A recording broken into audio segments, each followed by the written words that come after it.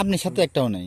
না, আমার সাথেও আমি ডাকিনি, আর ডাকলেই আমার সমস্যা করে, কারণ আপনি ডাকলে আসে, কিভাবে ডাকেন আপনি? দোয়া দৌড় করে নাকি কি? নামাজ কালামে, আমি নামাজ কালামে কম যাই, পড়লে আসে, জিন পড়লে আসে। হয় ওই জিন বন্ধু ইবদান আসে, বানেসা পড়ি আসে, বানেসা পড়ি ওরা অনেক জানে, ওরা এতটুক কোরআন, ওই কোরআন এসে ও কোরআন তোমাদের চোখকেই ধরবে না। আপনি প্রমাণ দিতে পারবেন একদিন ডাকি? হ্যাঁ ডাকলে আসবে। হ্যাঁ, কবে ডাকলে আসবে? বানেসা পড়ি এখন ডাকলে আসবে না? এখন ডাকলে আসবে না। ওরা ইয়া করলে ওগুলা বানেসা পড়ে এলে সমস্যা করতো না, গিন্নিদের কাছে বেশি থাকি না, ওনাদের ব্যবহার করি কম, বুঝছো? তখন ওবারেই মন চায় খালি।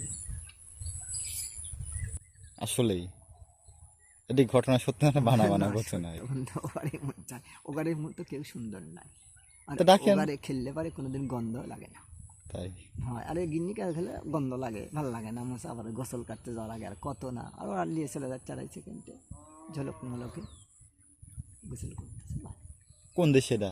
এটা কৈকাম, পূর্ব দক্ষিণ প্রান্ত, উপরে না নিচে? এটা হচ্ছে এটা এই প্রান্তে, বুঝছো? পূর্ব একে উড়ায় নিয়ে যায়?